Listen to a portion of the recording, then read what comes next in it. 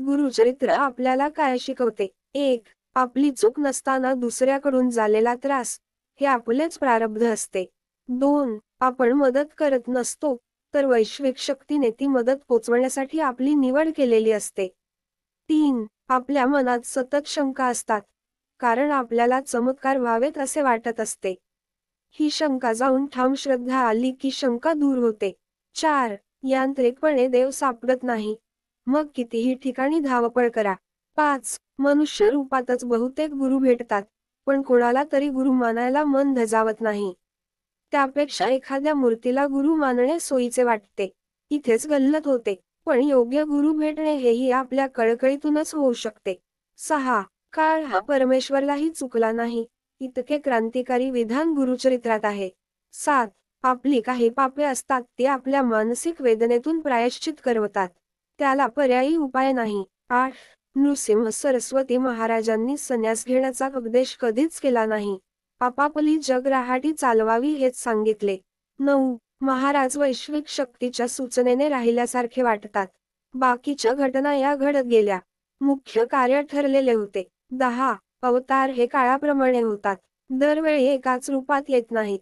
11. विज्ञान हे ज्ञानाचाच भाग आहे, अध्यात्म हा पाया आहे, पण जग राहाटी ही आपल्याला नेमून दिलेल्या कामातून पुढे जाते. आपले पात्र जे असेल ते आनंदाने निभवावे, पुढच्या खेळात वेगळे पात्र मिळेल. श्री गुरु गाणगापुरात असताना एक गमतीदार गोष्ट झाली. एकदा दिवाळीचा सण आला. श्री गुरूंचे 7 शिष्य श्री गुरूंच्याकडे आले. या मंगल दिनी श्री गुरूंचे चरण आपल्या घराला लागावेत असे प्रत्येकाला वाटत होते. या दिवाळीच्या दिवशी श्री गुरूंनी आपल्या घरी यावे असे प्रत्येकाला वाटत होते. तशी त्यांनी श्री गुरूंना विनंती केली.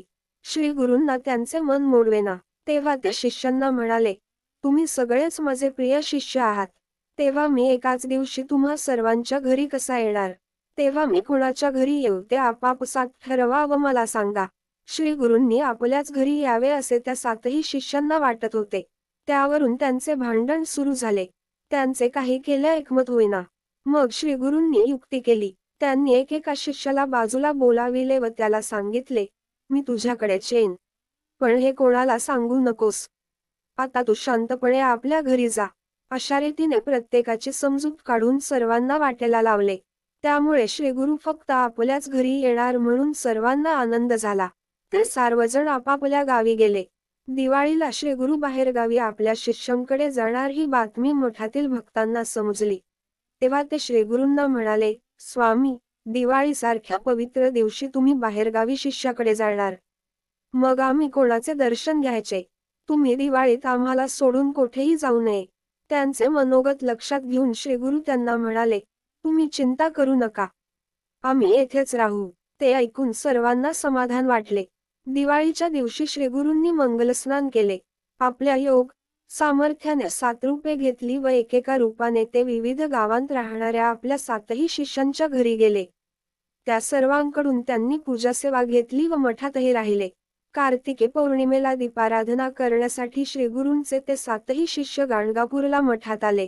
त्यावेळी प्रत्येकजण सांगू लागला, दिवाळीला श्रीगुरू फक्त आपल्याच घरी आले होते आणि आपण दिलेली वस्त्रे श्रीगुरूंच्याकडे असल्याचे दाखवू लागला. ते ऐकून सर्व शिष्य मोठ्या संभ्रमात पडले. पण गाणगापुरातील लोक म्हणाले, श्रीगुरू तुमच्यापैकी कोणाकडेच आले नव्हते, ते मठातच होते. त्यांनी आमच्या बरोबर दिवाळी साजरी केली. हे सगळे ऐकून सर्वांनाच आश्चर्य वाटले. श्रीगुरू साक्षात परमेश्वर आहेत, त्रैमूर्तींचा अवतार आहेत. भक्तांसाठी त्यांनी 8 रूपे घेतली हे रहस्य उघड होताच सर्वांनी श्रीगुरूंचा जय जयकार केला. ते म्हणाले, परमेश्वरा, अनंत रूपे धारण करणारा तू त्रैमूर्ती भगवान आहेस. तुझे सामर्थ्य आम्हाला कसे बरे कळणार? त्यावेळी सर्वांनी श्रीगुरूंची स्तुती केली. दीपाराधना करून समाराधना केली. ही कथा सांगून सिद्धयोगी नामधारकाला म्हणाले, श्रीगुरूंचे महात्म्य हे असे आहे. या प्रसंगाने श्रीगुरू नृसिंह सरस्वतींची ख्याती सर्वत्र झाली. ग्रंथकार सरस्वती गंगाधर सांगतात, सज्जन हो, तुम्ही श्रीगुरूंची आराधना करा, तुमच्या मनातील सर्व इच्छा पूर्ण होतील. आम्ही त्याचा अनुभव घेतला आहे. जे मूर्ख असतात त्यांना श्रीगुरू सेवा करण्याची लाज वाटते. जे ज्ञानी असतात ते श्रीगुरूंचे नामामृत प्राशन करतात. श्रीगुरू हेच त्रैमूर्ती आहेत. हा संसार सागर तरुण जाण्यास श्री गुरु हाच एक आधार आहे. लाईक करा, सबस्क्राईब करा.